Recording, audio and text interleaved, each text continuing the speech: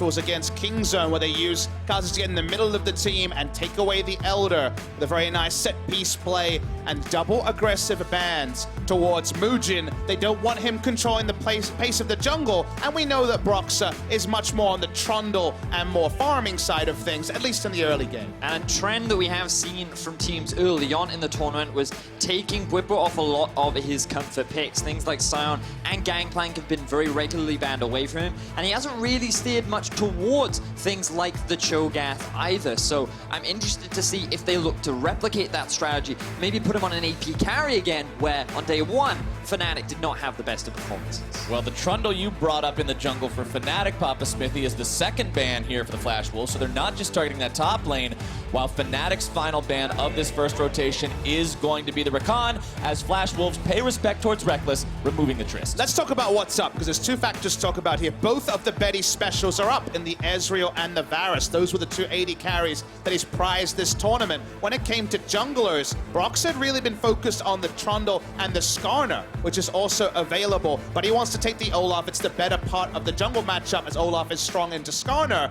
This does mean Ezreal open for Betty. And the thing is here for Fnatic, Broxah actually hasn't played Olaf once during the regular season. It was not a champion that he steered towards. Oh my word, we've actually got a Xin Zhao lock-in. Let's get Moojin. down to business. This is going to be great. Korean solo queue was dominated by Xin Zhao towards the end of the year. We actually had some challenger jungles pull it out in those games as well. Very strong pick into Olaf. You go phase rush, and you just kill the damn Viking to create all in. And if you can control the mid lane, the fabled mid priority that we always talk about, where you know exactly where the enemies are around mid lane, someone face checks Xin Zhao, he doesn't have to use his dash till after you flash away. You best believe you're dead. And along with picking up this surprising pick in the Xin Zhao, why not pick up the one everyone was expecting? Grab the Ezreal there for the team as well, making sure Betty's got that comfort pick. See, now I feel like that for Fnatic, they were expecting the Ezreal to come out from the side of Flash Wolves, and they're likely going to go towards the Sivir. A lot of wave clear, a decent laning phase, and a big comfort pick for Rekkles. But I think the Xin Zhao part is the part they maybe didn't calculate. Oh, no. Because the one thing you think when you have Olaf picked and Kha'Zix and Graves are gone is that Olaf can run at any enemy jungler and have a combat advantage. They definitely found one he can't. All right, Bwipo this time looks to be put onto the Camille, so going to be playing sort of a different role compared to what you would expect from him on those tanks, as that split pushing champion instead, while Rekkles will be on the Sivir that we've seen him on many a time before. Maple thinking about grabbing that mid lane before the second part of the bans come through, and it looks like that Zoe will indeed be locked in. Now you look at the enemy lineup, the junglers, Olaf not going to be the tankiest, but of course will be up there. The top laner is not a true tank, there's no Ornn here, it's going to be a Camille, and you actually have a bit more latitude to not have to worry about Zoe's damage falling off as early. So when it comes to the Zoe against Fnatic's comp, and of course against Capsay, noted Zoe player himself, it's a pretty good spot, and he can double ban to protect it as well. I feel like that Fnatic right now are looking for something like a Galio, because with the composition that they've drafted, they're going to want to play a lot more towards bot side, and team fighting is what they're gearing towards as well. And offering that combo will give them a strong mid to late game. But for Flash Wolves, it feels like they're going for the same approach that Fnatic went for last time of the poke, the siege. They have so much long range damage in the form of the Ezreal and the Zoe that it's interesting that they choose to ban away the Soraka themselves. Perhaps they're saying, you know what, we don't want to allow you to have that poke for days on end. Double tier Ezreal Mystic shots and Zoe Trouble Bubbles are going to be a constant thorn in the side for anyone on this Fnatic lineup so far.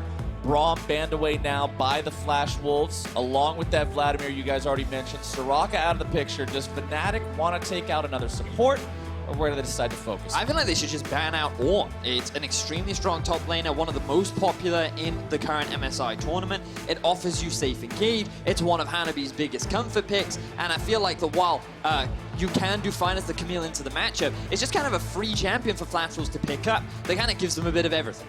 Well, I think Flash Wolves are agreeing with you, Vedius. They're hovering over it right now, thinking about making that their fourth pick here. That means their support will be the last selection of the draft if they go for this, but it's just so enticing to grab the Ornn. I actually want to back up Vedius also, especially if we see the Ornn locked in here. Consider what they haven't picked. You always have to say, okay, 4 champions, pick what's left. It's support. and the way they got their first 4 victories was counter-picking support, getting a 2v2 winning lane matchup. They're already happy with the Ezreal, getting a laning advantage there as well. You can always load in, teleport over your Ornn and go for a turret dive and get things rolling. Very much this gives them a lot of options, and we know that not much praise upon the Ornn. Well, it's Taliyah locked in for Fnatic. They want some roaming potential there in the mid lane. And if you're talking about roams, why not get the guy who goes on a voyage with or without an ally sometimes to back her up? So a lot of rotation capability there for Fnatic with those last 2 picks in Taliyah and Tahm.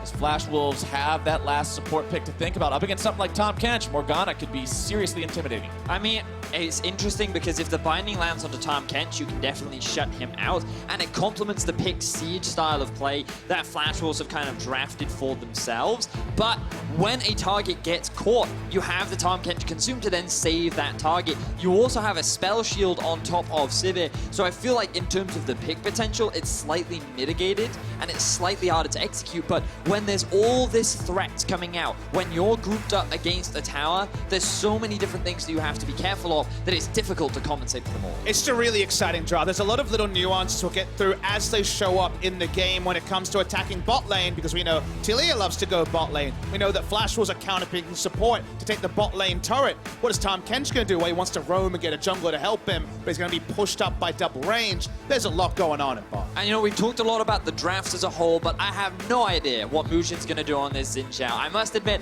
I'm not familiar with the champion. I've seen some of the builds. We're a very early Trinity Force, but I'm excited to see what he can do with it. Xin Zhao is actually the champion I've played the most other than the Skarner. Well, we got an expert over here. I am excited to see this champion. I am so pumped to see somebody picking this up, see how he's going to make use of it here in professional play. Press the attack.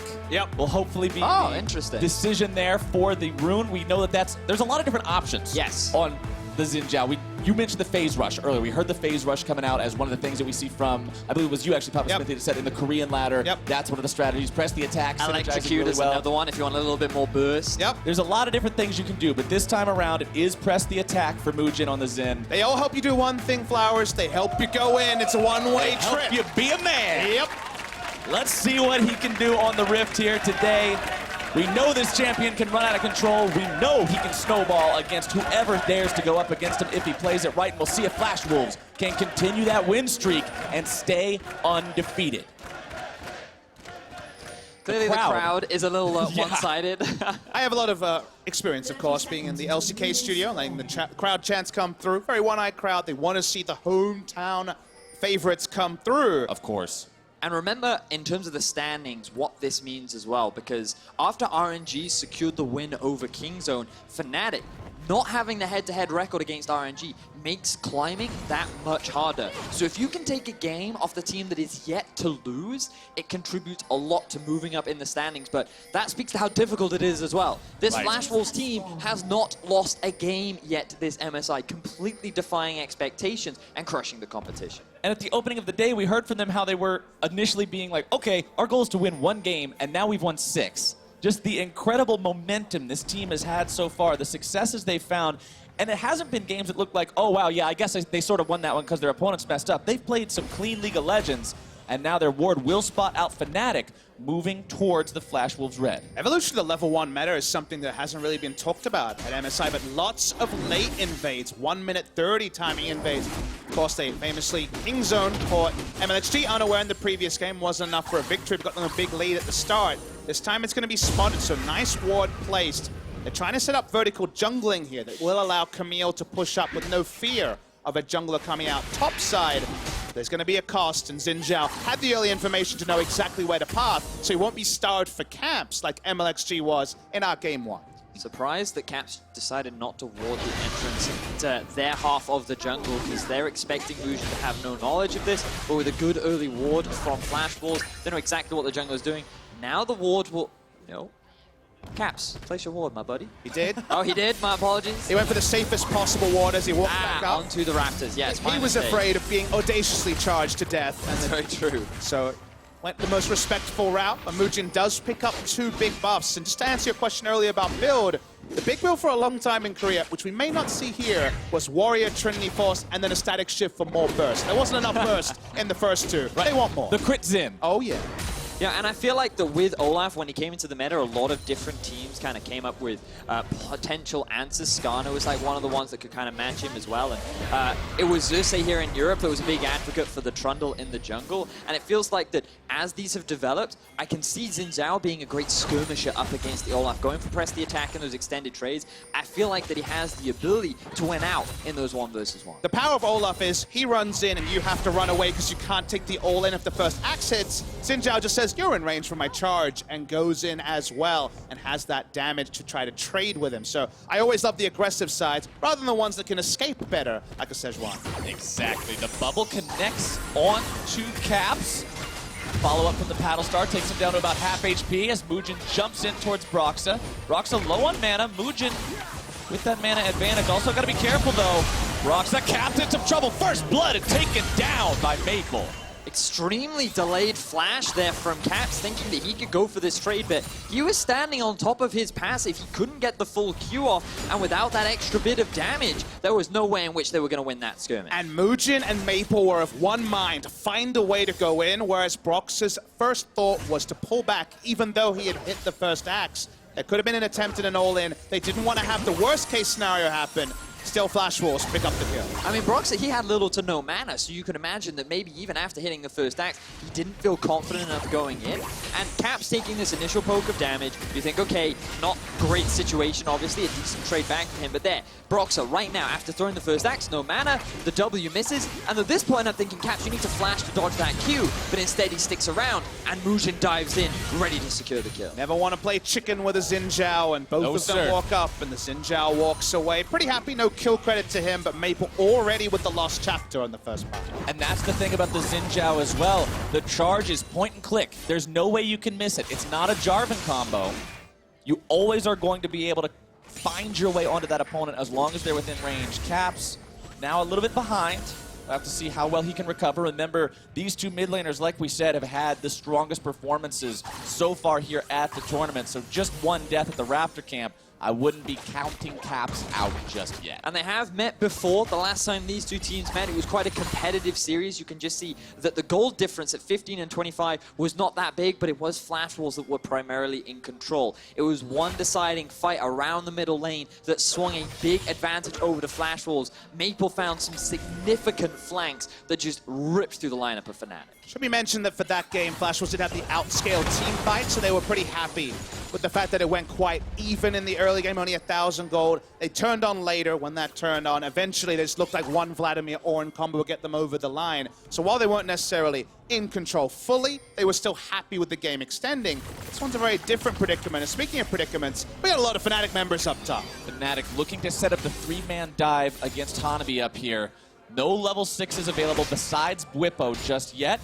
Fnatic backs themselves away in the bottom lane. They recognize they've got all this focus up here in the top side. Hanabi not yet level 6, likely to be taken down. Seismic Shove comes out, Caps taken low, but it's Hanabi who goes down. Everybody from Fnatic still alive. See what's gonna happen on the bot side of the map though. SwordArt has already taken a lot of damage. SwordArt's very low. The Flash Wolves haven't found anything resembling a return kill just yet. Maple wants to rotate down here, see if maybe he can facilitate that happening, but it doesn't look like it. Teleport's still available for Bwipo, remember, so Flash Wolves think better of it. At the end of the day, because there's less members up top side, they don't have to respect things like the Devour. 3 members were enough for Fnatic to get a kill. Flash Wolves on the other side, frustrated trying to make that happen. Maple goes for an invade here, hoping to find Olaf, but it's only Caps returning to lane. Trouble bubble over the wall makes him drowsy. Oh, the damage! Good lord! Maple solo kills Caps in the middle lane. He shuts down the young prodigal mid laner and asserts his dominance over who the king is. In the middle lane, it's between 2 turrets, Vedius. He found the Proto Belt with the W and got the extra burst needed. Level 6 is not normally burst range from full, but he pulls it off anyway. Very nicely done by Maple. I was thinking he was going to make him have a bad time. Sit in lane with 300 HP, feel real careful, but no. Maple, you've got to remember, has been a pro player for such a long time. The duo of Maple and Karsa is well known and respected by so many pros. And coming into the tournament, without Karsa, people thought, would Maple still be able to perform? But up against the young rookie, up against, I say call him rookie, he's been playing for a year now, but up against the young player in Caps, you can see how well Maple is confident in his play. And the Proto Belt really gives him confidence. The damage calculation, that's about 900 health. Doesn't matter. Gets it taken down easier as you like. The Xin Zhao was there just in case, not needed. Top side though, Hanabi not having the greatest of times in this 1 versus 1 against Bwipo. He's at about 60% HP. Caps makes the rotation up here. They want to grab the first turret. It will be taken incredibly low. Hanabi gets the knock up into the air, but not without losing the turret first. Moojin shows up just in case they wanted to chase after this top laner, and now with Maple here as well, they could look for more against Fnatic. Broxah will also show himself here in the river, cutting off Maple, allowing Fnatic to get everybody out. Fnatic are able to secure themselves the first tower of the game, which is what Flash Wolves were trying to get themselves in the bottom side of the map. And to be fair, they've invested a lot of resources. They've been doing very well in terms of the 2 versus 2, keeping that pressure up. And now we see a TP coming in from, looks like Betty. Oh, of course. He's just hanging out. He's just coming back. So many things have been happening. Baited by the TP. Ezreal, Vedius, come on. You got baited. It's the oldest trick in the book. That's like 10 games ago that happened. Come on, Vedius. We've been seeing TP Ezreals for all like 3 days now. I'm just so used to it now, you know, you'd think, oh, of course, it always catches you off guard. Little bit of bookkeeping. Fans at home might wonder, okay, we're seeing Camille versus Ornn 2 games in a row. I remember the Ornn being very robust in the last game and lasting a lot longer. Remember that after the turret dive, a lot of resources down, Hanabi had to walk to lane. That's why I was more susceptible to being shoved out and bullied by the Camille. Oh boy, Maple trying to make some moves yet again.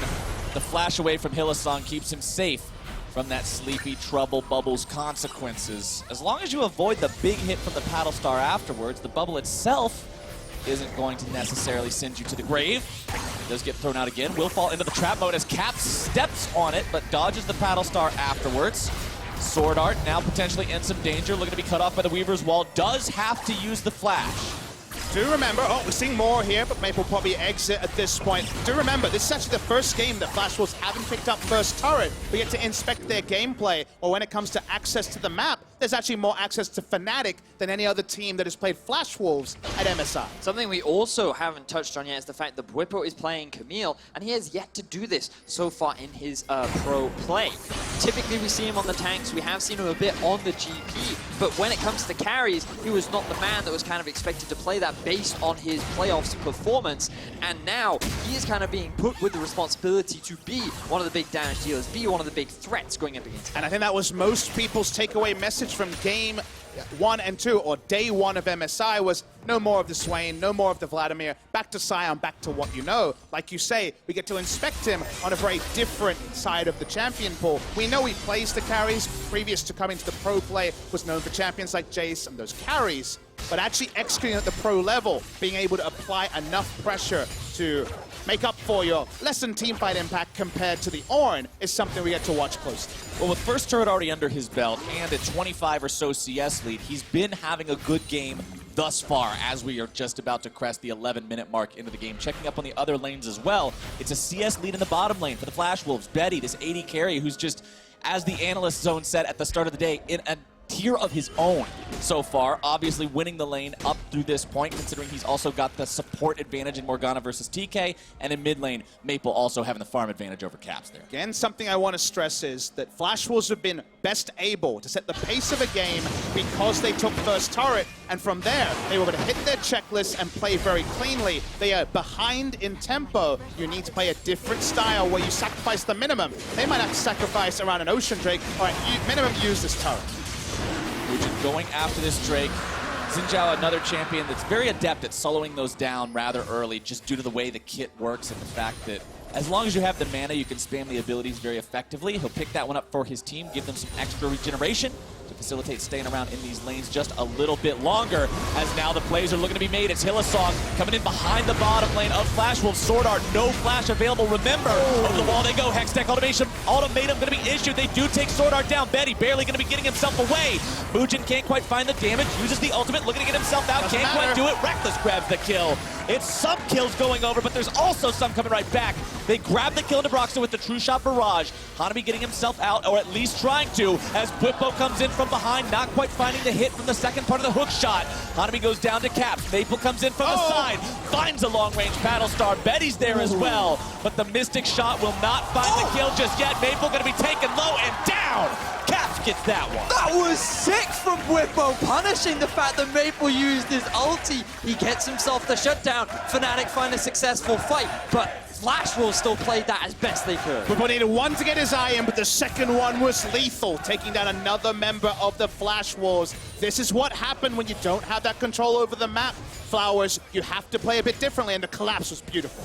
Let's take a look. Acer Predator replay right now about how that very hectic fight played out between these two. So it kicks off from Fnatic because they used the Tahm Kench to get in from the flank. Remember, SwordArt has no summoner spells available, and they have the TP from Camille, and there are two members mid from the Flash Wolves. So very easy to get the numbers advantage from Fnatic. So close for Betty to dying, able to just get away as the Camille ulti dies. And then this is the problem with the Xin Zhao. Once he goes in, if he doesn't have the team to follow, that he can't get back out of it. Look, he charged in on a 2v4. That was definitely some Mulan stuff right there, thinking that he could go and be a man. It didn't work. He gives up his life. Mulan didn't die in the movie. I know. Well, unfortunately, we've got some alternate fanfiction going on here, but you're waiting for this big super play at the end. So many different things happen, but the prediction knows exactly where to go. Back onto the paddle star, and Maple goes down. Maybe I overhype it given that it is a timed ability, but I still love the fact that Bwipo trying to make those creative plays, punishing Maple for flashing in, and he very nearly was able to turn that entire fight around by himself. And that is why you have to show so much respect towards this individual in the middle lane for Flash Wolves. But Fnatic, they find a big fight. They now sit with the gold lead. And the game state all comes back to inspecting the dual turret dives that happened 5 to 6 minutes earlier, where Fnatic went for the percentage play, 3v1, took down Hanabi in the top side. Flash Wolves weren't able to match that on the bottom side of the map, and the turret and everything else is from that early play. Moojin loses about half of his health there due to a good seismic shove from Caps.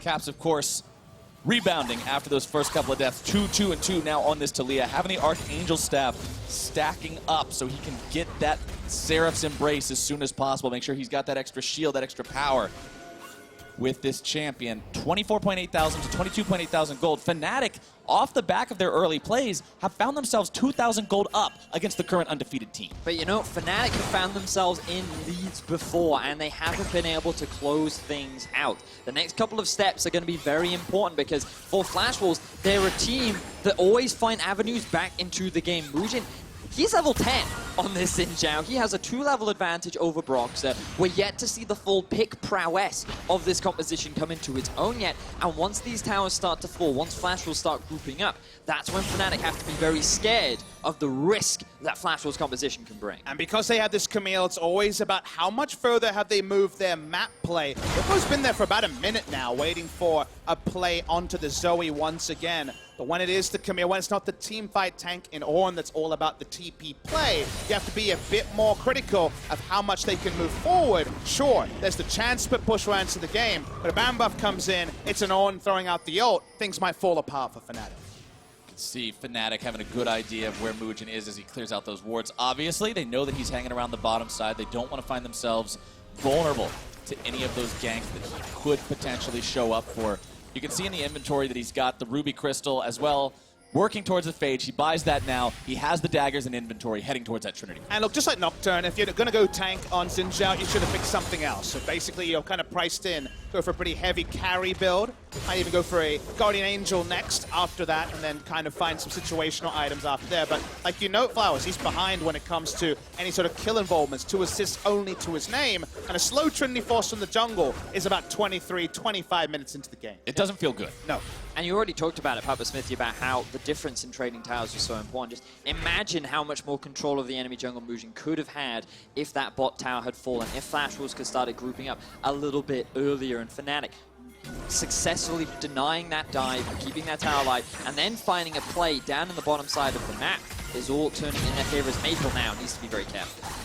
Maple barely avoiding the seismic shove there. Caps trying to play around the fact that he knew where he would return to through that portal. TP going to be used towards mid lane now by Betty. Showing up here to make sure he's ready. Should Fnatic try anything else, But after what they've done so far. Bot lane has been exposed, and Rekkles, he now gets to freely push that in, go back to base, and he has been in a deficit for a lot of this game. Ooh, will be interrupted there. Good ulti from Betty. Also got to keep track of SwordArt. No, he doesn't want to decide to go for any kind of play. But Rekkles was also one of the individuals that for Fnatic has been discussed around his performance, his impact in team fights. Sivir is a big champion for him, and his performance in late game team fights will be heavily evaluated. Broxah shows up mid lane to keep Caps safe from Maple, who lands quite a lot of damage yet again with the bubble into Battlestar combo. But Moojin, he sees the Drake is once again ready. He's got SwordArt next to him just in case there's trouble, and Flash Wolves should be able to secure this objective. And we should talk about tendencies also, because you were mentioning Rekkles already. This guy loves to take a lot of CS, a lot of minions between 15 to 30 minutes. This sort of portion of the game we're in right now. He loves to hit a side lane and farm. They're against a TP Ezreal. They have to really respect the fact that they can be pushed on, but they also have to respect the Fnatic can make an aggressive move of their own at the top. Hanabi landing the knock-up. Caps forced to use the cleanse to get himself away from the CC. Maple still wants to see if he can maybe go fishing for something here. SwordArt coming along as well, ready with the bindings, ready with the black shields. See if they can find much, but it doesn't look like it. Quite interesting that Fnatic chose to push the top tier 2 rather than securing themselves the Rift Herald. It will be running out fairly soon, and you've already talked a lot about this TP Ezreal, Papasmithy, and how efficient it can be when going back to base and then appearing in another lane. It's also allowing Maple to roam around the map and mitigate the roaming power that a Taliyah does have. You just have to think for Rekkles, you have to minimize the amount of time you play side lane in a 1-3-1. You don't have teleport yourself. Flash Wolves can be in so many places so quickly with their mobility, they can just surprise you compared to conventional logic with how fast they can rotate. Speaking of rotations, Hylissang makes his way towards bottom lane to try to keep Moojin away. Will manage to scare him off there by placing down all 3 of those marks as Maple needs one more auto attack. Finds the turret there in the top side as Betty, SwordArt, and Hanabi need a couple more autos to take down that tier 1 in the mid lane. They won't quite find it. Somebody so much as sneezes on that thing, and it's going to fall. And note that Fnatic, they found a big teamfight win in bot, but it is Flash Wolves that are about to secure themselves their 3rd outer tower. They've started utilizing the amount of map mobility that they do have, the poke in their composition, to just chip away at these towers, and they're the ones that are going to regain the gold lead. Oh, Rekkles. Ooh. Have to pop the heel to get away from that one. Betty jumping in very aggressively, not afraid of the European AD carry, and not afraid of the tier 1 turret either, taking that one down and now bringing Flash Wolves into the gold lead. These are really nice lane assignments from Flash Wolves. We noted very late the Fnatic had sent 3 top because it was kind of a right turn. It was a bit of a curveball to what you would expect, because when it comes to what they got playing the top side of the map, it's a bit of damage on an inner turret, some wards that will time out. They're not going to be played Baron anytime soon. It was pre-20 minutes, and then Flash Wolves just stepped back, said, okay, let's get our lanes in the right spot. They take 2 turrets on the map, and now map control's a lot more even than when Fnatic owned it a few minutes ago. Turret goes down in the bottom side. Flash Wolves, 3 turrets, Fnatic, 2. 34,000 gold or about there for both sides. Baron now live. 20 minutes into the game means neither side likely to pursue that soon, but we do enter the phase of the game where it's important to maintain control over the area. Hanabi not as afraid of Bwipo as he was before. Has some farm, has some gold and some items under his belt, and also has his friends coming in to say hello. Bwipo flashing out of the way of that ultimate. Maple wants to come in, find the bubble. Hextech ultimatum going to be used to dodge away from that one. Bwipo looking to get himself over the wall, but the flash is after. Will make sure he cannot do that today. Broxah and Caps were attempting to go after the Baron, but it's just not possible. Flash Wolves doing a good job of punishing the split push from Bwipo. Fnatic were not in a position to really gain anything off the back of that, because Betty is single-handedly holding on to the middle tower. Flash Wolves are so easily able to roam around the map with this SwordArt and Maple combo that Fnatic are kind of struggling to really gain any real advantages. And there's no way that you can bait Flash Wolves into thinking you're doing a Baron when it's Taliyah and Rekkles on 1.5 items. It's not enough damage there. You don't have obscene tankiness either to keep it going forever. So around the 20-minute mark, you can use the buddy system, you can go bot, and you can be very confident the punish from the top side is basically nil. Betty will continue farming up here in that top side as items are coming online left, right, and center. Trinity Force completed for Xin Zhao means now he can work towards some of those more potentially defensive options if he wants. You already mentioned the Guardian Angel earlier. Papasmithy, Lich Bane on Zoe means the combo is deadlier than ever as long as she can weave the auto attack in there. And Ezreal now having the Iceborne Gauntlet completed as well as the Evolved Muramana. Archangel stacking, and that stack is about halfway towards being done. This will probably be our fastest 3-item transformation of those double tiers because we've seen about 26 minutes is about when you can see if you go Iceborne Gauntlet, a bit cheaper than the Trinity Force. That is obscene poke. If you get a Baron buff, which is not trivial, Hanabi's in the side lane, the Xin Zhao's not a tank, taking the Baron is hard. If you get a Baron buff and you have double tier completed and transformed on the Ezreal and just Maple on the Zoe, we're talking one shot on basically anyone in one rotation. At the same time, if you don't have a Baron buff, you're up against a Taliyah that's looking to make plays like this. He's got the AP, he's such a threat, and he knows how to play this champion. Now behind enemy lines, trying to zone away Hanabi, but the Baron is being taken at the same time by the Flash Wolves, down to about half HP. They choose to back away. Fnatic are trying to collapse. Teleport not going to go through on that one as Moojin looks to zone away the bottom lane of Fnatic. Ornn comes through. True Shot Barrage also going to fire after it. Audacious Charge continues as Moojin goes in and finds the kill. Really decisive collapse from Flash Wolves. They start the Baron knowing there's no way for Maple Caps to get there. With Blast to cancel his teleport, they're straight back on it. Flash Wolves not willing to stop just yet. Hanabi will be the one absorbing those blows from Taliyah. Meanwhile, Bwipo still in the bottom lane, still looking to push. Flash Wolves need to make something happen here, or Fnatic could get the better of this overall. Betty goes over the wall, wants to deny the blast cone from Broxah. Broxah wanting to try to steal this one away, going to be taken very low. They want to try to shut him down. Baron down to about 1K. Where's it going to go? They got it for Fnatic! Fnatic take everything as they secure the bottom tower. They secure one in mid. Broxah steals the Baron, and Flash Wolves, they're left with nothing. Flash Wolves thought they had outthought them, but they could not kill the Olaf. They're able to clean up here. One kill does Betty, but it doesn't matter. Fnatic, I thought their hands on the cookie jar. Nope, they got everything. Disaster for Flash Wolves.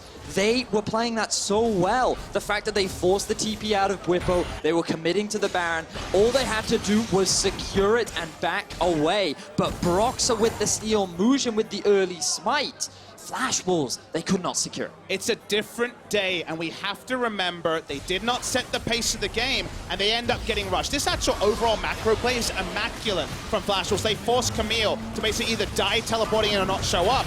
The Taliyah had already used her Weaver's Wall. There's no way for her to get there. It's 5 people rolling in to kill. Okay, so far so good for Flash Wolves. The moment Camille sticks to bot side, we know she can't get there. She doesn't have teleport. They try to rush down the Baron, but they have to kill Olaf. But they get rushed. The Baron falls long enough. They try a 50-50, and it doesn't go their way. Caps is also just continuously damaging the Baron, trying to get it within smite range for Broxah. He gets so low, and then here we see the smite comes in early from Moojin because he thinks that Broxah will go for an early smite. The burst doesn't come in from the rest of Flash Wolves. Now Fnatic are the ones in control of the map. And Camille is a champion with turret threat. They can't pull back again and again. They had to play with a risk. That risk proved too much. The Flash was up on Broxah. Flash Wolves, no way to kill him, and thus the Baron goes to Fnatic. Broxah becomes the hero of the day, and now it's up to the entire Fnatic squad to make the most of it. Sitting on a 5,000, 4,500 if I'm being totally honest about it. Lead means that they've got the power to push multiple lanes at the same time. Baron up, cannon minion, now pushing towards the mid lane. As you've got bonus mystery gifting activated, quadruple legendary, and esports bonus skins right now as Pentakill and Baron Steel promotions are back for MSI 2018. That steal means that those chances are active here today. So if you end up getting something extra special next time you shop, give Broxah a nod and a thank you, as the Flash Wolves just want to get Fnatic the hell out of their base. Redemption comes down, turret still taken very low, only a few hits left on that one. SwordArt at about half HP. Caps is taken down, and Betty goes on a killing spree. You can never underestimate the Flash Wolves. These guys have so much poke and pick power with their comp. Caps gets caught out of position, and now it could be Bwipo too. The Drowsy onto Bwipo will be interrupted by the first part of the Ornn ultimate, critically allowing Bwipo to flash over the wall, keep himself safe. As Rekkles He's dead. Down that mid lane tier 3. Bwipo taken very low, tries to jump back in and maybe do something, but there's not much to do. Both solo laners on Fnatic now dead for the next 15 seconds on Caps. 45 on Bwipo. The rest of the team makes their way out. Maple and Betty are playing so well, and Maple, he's looking for more. Maple does find the Sleepy Trouble Bubble down onto the Tahm Kench. However, the cleanse will get Hylissang away just fine. Drake is alive. It'll be cloud number 1. 2 Oceans already under the belt of the Flash. I think Maple picked up a Predator somewhere there. That's just what can happen with the Zoe on the map still.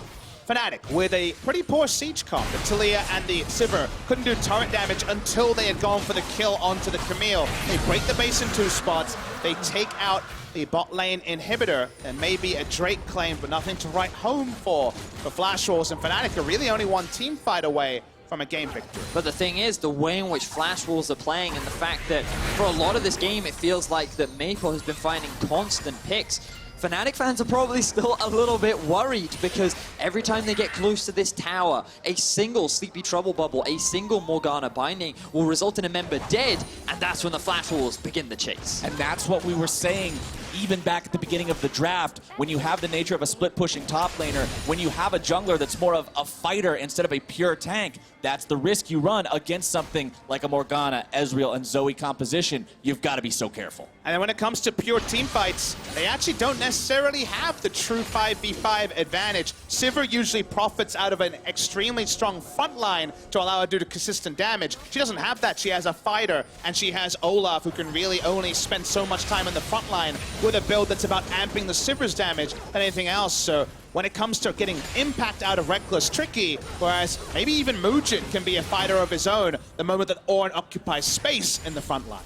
You can see Moojin working towards what looks to be a righteous glory now as we take a look at the damage done over the course of the entire game by champions. The mid lane very close between the two. Betty pulling ahead of Rekkles significantly on the AD carry role, practically tripling his damage. And that's what happens, and you see Rekkles has to heal just to guarantee getting away, and that ult might have to be used for map rotation rather than fighting, because I think that tripling might even grow given how much damage is loaded onto Betty. He's 4 items strong. He's ready to go. You know, in an interview, Betty said that if he was to play in Europe, he would join the top team and he would give Rekkles a run for his money. And many European fans laughed and said, nice, confident talk, like, it's great after a couple of wins, but after a performance like this, you're like, okay, this Betty guy is pretty scary. He's actually playing extremely well, and the credit that the analyst gave him at the start of the day was definitely well-deserved. What's also scary is losing your inhibitors for free like this. Hanabi can't do anything to stop Bwipo's assault, as Bwipo now moving throughout the enemy base, trying to go even further, but once the rest of the team shows up, there's nothing he can do. He'll sacrifice his life for that inhib. And we'll see if that's worth it, because Baron spawns in 50 seconds, and the setup advantage of having a 5v4 is going to be there for the Flash Wolves. There was no escape because there was nobody else backing him up. It was just a solo play, no ability to get out. Does mean there is going to be those super minions pushing on, and if Fnatic can delay the Baron take, that can be an extra variable to respect. But for now, at least Flash Wolves walk up, and they don't have to worry about the numbers of Fnatic. Yeah, Fnatic are keeping waves pushed in with both the Sivir and the Taliyah pushing top and mid. And now you've got super minions pushing down bot as well. That will keep Flash Wolves from mainly just getting into their jungle and littering a couple of wards.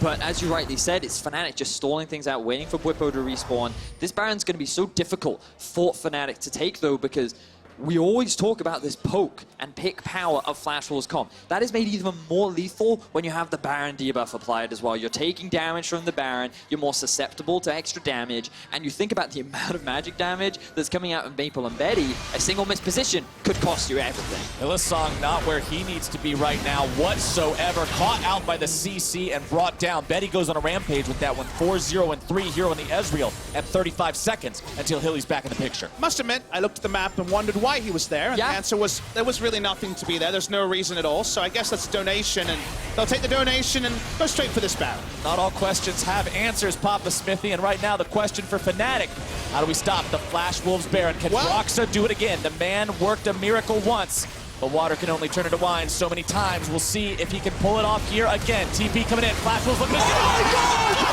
man! He does it! Broxah, the hero of Fnatic, will steal there at number 2. That time they had to go for it once again. Camille was in the base. You're already taking the second inhibitor. Oh my god, Broxah, he is keeping Fnatic alive.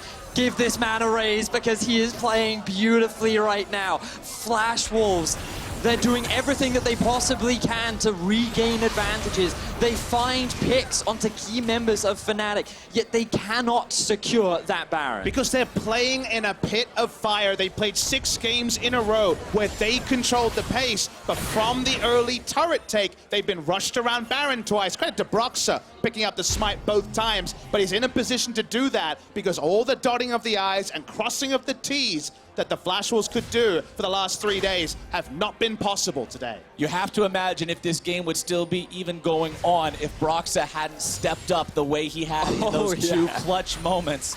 He has done so much work for this team by just being able to secure those, and now Fnatic, still with a slight gold lead, they have 2 inhibitors down in their opponent's base. I mean, we have to be frank. Flash Wolves, I feel, from the mid-game onwards, have played better League of Legends. And if it wasn't down to those individual plays coming out from Broxah and even Bwipo in the individual performances that he's had as well, like, Fnatic would not be in the position that they're in. And considering how much praise Caps has had, he has not had the game so far today. But I think we have to, again, use our words very judiciously here and say it hasn't been the same Flash Wolves that really smothered Kingzone yesterday. They've had to take risks. They've let an Olaf, they've let an enemy jungle get into the pit twice around Baron. Look at the collapse. Flash Wolves has priority over the mid lane, but the collapse coming in, the Weaver's Wall goes out, Sleepy Trouble Bubble used to zone Fnatic away. Flash Wolves recognize they're caught between a rock and a hard place. Here comes the fight. Moojin gonna be on the front line, having to flash himself away. Hextech ultimatum, able to find the kill into SwordArt. It's 2 dead on the side of the Flash Wolves. Fnatic have lost no one just yet, and Betty will fall to Rekkles. Finally, that's the Rekkles the European fans wanted to see. Flashes in, gets the solo kill onto Betty, and now Flash Wolves, they have 3 members dead. There is so much of Flash Wolves' base destroyed. Fnatic can surely look to end here. Fnatic were the first team to put a loss on the Kingzone record. Here they look to be the first team to put a loss on the Flash Wolves record. Hylissang comes in, utilizing the Tahm Kench ultimate, pops the cleanse, trying to keep himself safe from the paddle star. He's just wasting time. Low. Exactly. Keep Maple here. Don't let him back. Don't let him help Hanabi. Keep this base alive. Maple needs to get back as quickly as possible. Inhibitor turrets under siege. Hanabi trying to hold the line. SwordArt back alive. Black Shield onto Hanabi. Fnatic onto the Nexus. Maple's got the paddle star. Broxah taken low. It does not matter. The undefeated find defeat, and Fnatic serve it up. MSI 2018, the old gods of the Koreans have bled. The new gods of the Flash Wolves have bled as well. Fnatic have been able to take down both, and they just played the map much better than we gave them credit for. Flash Wolves had some great macro moments, but they could never do it with the cleanliness of days 1 through 3. In the pandemonium, Fnatic stand tall. But for the European fans, you guys have to cheer for Broxah. This is the man that kept Fnatic going. This is the man that found 2 Baron steals and allowed Fnatic to take that win and defeat the undefeated. Broxah, absolutely the star of the show here for Fnatic. Keeping cool not once, but twice in situations where failing to find that win could have very easily been the snowball that leads to the end of the game. And you love to see a game where Broxah is celebrated because so often he is doing the unsung things. He does not play for himself. He plays around his carries, is about the setup, and then just being a tank, falling down in the service of his team victory. This time, his 2 moments were the highlights of the game. Maple as well is definitely worthy of talking about. 7-1-5 was his final score. He was one of the big reasons as to why Fnatic could not break into the base, could not push any advantages that they found, because his use of Zoe was terrifying. And in terms of the mid lane matchup, he was definitely the one that stood up today. Now, we saw this game go on for so long. The Flash Wolves looked like they were in a good spot, but Broxah kept Fnatic alive again and again. I want to take one more look at the final team fight, see exactly how Fnatic put those nails in the Flash Wolves' coffin. This was really a case where, who was trapped in with who was the question, but if you notice the Ornn, he doesn't feel like he should teleport and he's walking up. And that means that, well, the initiation starts and it looks good very early for Fnatic. Yeah, and the thing is here is that Rekkles this time is just playing so much more confidently. There's nothing that he's afraid of. He knows he's in a better position with his team, setting up the engage, and he can just freely get all those damage down onto those multiple And what do members. we say? It's going to be hard for him to team fight when he has to respect the Ornn ult and the Ornn zoning. Ornn wasn't there. There was nothing to respect. The ult was down very early from Xin. Rekkles goes forwards, he starts those auto attacks, he mows down the side of the Flash Wolf. And now that battle for second place becomes all the more exciting. We're going to need because 4-3 team. RNG have the 2-0 head-to-head over Fnatic. Fnatic took a win off the team that is yet to lose a game and even have a win over Kingzone, whereas Kingzone, like, there's a risk they might even finish down into 4th place, which defies all expectations. There's a very spicy future ahead of us, boys, based on how these games have been playing out so far. And even at the end of that game, when we saw Hylissang make the noble sacrifice to keep the Zoe in place, Fnatic knew what they had to do to win from the start. And for more on that win, let's go ahead and throw things over to Shox in the top laner. Thank you very much. I'm here with Bwipo. After you guys pulled that game out versus the Flash Wolves, you immediately said, I don't want to be interviewed. Interview Broxah. Tell me exactly how thankful you are to Broxah for those Baron steals. I think Broxah just really... There's really no words, right? Because our strategy was actually before the game is we were planning on doing this, and we're like, okay, when it comes to the Baron and they go for it, just 50-50 it. And if he gets the Baron, we end the game. And then I was really disappointed because we got that one Baron and it failed really badly. So I was really disappointed in myself that I couldn't like take the Camille and end the game there with the first Baron, which you should have been able to. And then he took the second one and just basically gifted us the game for free, which was really, really insane. It was crazy by him. I heard you talking about the fact that you thought that the side laners had to step up for Fnatic. Now it is Broxah that delivers you this, but you did play the Camille, which is a different style. You know, that is a carry. Talk to me about that pick and if that is something you guys want to do again. We feel like a lot of the teams right now, like for example, Flash Wolves especially, tend to ignore side waves when they play tanks. And we think that this type of champion, like the first game we played, you know, I was this way and I was like 100 and whatever CS up on him because he just refused to go side. So just opted into a champion that would just end the game if you try and do that. So I think the Camille pick is something we might revisit. I'm not 100% sure on how we feel, as I do think we failed on execution here and there, but all in all, it looked pretty okay. It did look good, and I have to ask about your personal experience.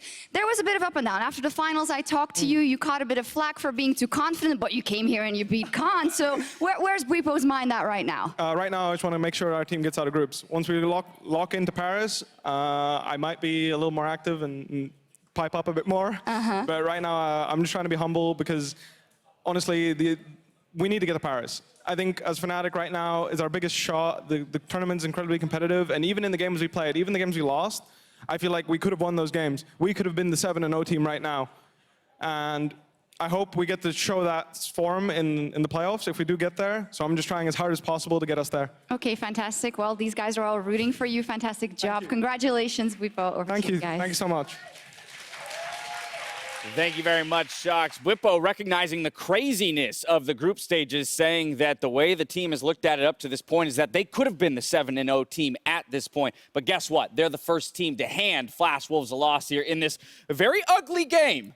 Very ugly and messy game, but ultimately Broxah coming up with 2 tremendous smite steals to secure it for Fnatic. Yeah, talk about clean. I mean, there's so many stories going on with Fnatic at this tournament because game to game, different people have been stepping up and different people have been underperforming, but Broxah has definitely had an amazing tournament, and it caps it off here with multiple Baron steals on the Olaf in very, very clutch situations. The first one is where I'm going to throw criticism to Flash Wolves. He missed damage earlier on that would have killed him, and also because Rekkles opted to push mid, there were only 2 people for the 5 that are in the pit for Flash Wolves. So whenever you're in these situations, you know, there's a Sivir pushing mid, there's a Camille pushing top, you want to rush. They didn't actually have to rush here. And this one was just kind of icing on the cake. That is the cleaner Baron steal because there was a much larger time pressure, and he really pulled that one off. Again, the veteranship, though, to have that high blood pressure situation where he remains calm, finds the smite twice in the game, and saves it for them. But I do want to kick back to day 1 of Flash Wolves. This is a big reason why we were a bit hesitant to pick them up and start running with this miracle success story of looking towards the undefeated tournament. Flash Wolves really struggled to set up specific objectives like the Baron, and it bit them in the ass here. Yeah, and listen, I think Broxah, that's not just those 2 Barons he secured. They were in the reverse scenario against Stark yesterday, where there were 2 Baron steals that they were able to stop. And secured it. And secured it. So that's actually 4 in a row in those really high-pressure situations that he's been able to secure Baron. Cold-blooded. Yeah. He's cold-blooded there on stage. Yeah, I actually want to talk more about the overall strategy that we're seeing here that went into this, because this is something that was actually previewed by EVOS. EVOS hard commit to the split pushing, and they very clearly have 100% intention of only going for steals. Now, you're not going to get every steal, unless you're Broxah. Right. You're not always going to get every steal, but you don't need to get every single steal. As they showed, they got very close to winning with only getting a couple of the steals. And this is kind of what enables having a couple of the steals? He's styles. Yeah. But this is what enables and kind of empowers teams to pick split pushing style, and why we're seeing it kind of have a resurgence here at this tournament is because if you have champions like Olaf, you have extra true damage in the kit. We've seen the Rekkles Sling as well as the Smite come together, and the ultimate allowing you to get into that position. If you could just threaten the steal and have a super fed Camille split pushing on the other side, you're guaranteed going to get some inhibitor damage, and then maybe you also steal it. Bwipo called it out in the interview. He said that's part of the the logic that went into the Camille pick, was recognizing other teams splitting the map and saying, hey, we don't have to group up and fight. As long as we can trade objectives and keep that side lane pressure, we can extend the game to the point where, hey, the steal does come through, and now we have that added power from the Baron buff that will allow us to close out the game. I do want to give credit to Rekkles, though. Coming into this, I was really hard on him. I didn't think he had the champion pool to step up to Betty. He didn't go for the Kaiser there, so obviously shied away from that one. But having the Sivir and the Tahm Kench, you're never going to crack that lane. It's just going to clear. It's super defensive with the Spell Shield and the Devour. And so allowing Bwipo to get all of those resources to really make it pay off, it was a very clever strategy. So hats off to Fnatic. Yeah, we had this big discussion about offense versus defense at the start of the show. And that doesn't mean that playing defense is always the wrong option. Like, when you pick Sivir in that lane, the option is to play defense so you can be strong later. But what I also want to talk about is returning to pre-tournament expectations, right? Flash Wolves as 6-0, we were wondering when they were going to drop a game. We weren't expecting them to go 10-0. I want to see how they respond to that. Oh, that's a very good question. As you mentioned, taking their first loss, I do want to take a moment to pull up the standings, remind our viewers where the teams have fallen as of yet. Still in first place, Flash Wolves are, and remember, they already have secured a spot in the semifinals at 6-1, but Fnatic, RNG, and Kingzone all tied at 4-3. This puts a tremendous amount of pressure on the next game, Jad. Fnatic still gets to play against EVOS as well, who they're expecting to beat. So Team Liquid, not only does Team Liquid or EVOS need to win that, they probably have to win out. I feel like all those top 4 teams are at least getting 5 wins. So either EVOS or Team Liquid have to win every single game. It's absolutely do or die time for both of these teams in our third matchup of the day. After the break, EVOS, rather the 2 last place teams, EVOS and Team Liquid, look to secure a monumental win in the fight for the semifinals. We'll be right back. Coming for that. Over the wall they go, Hex.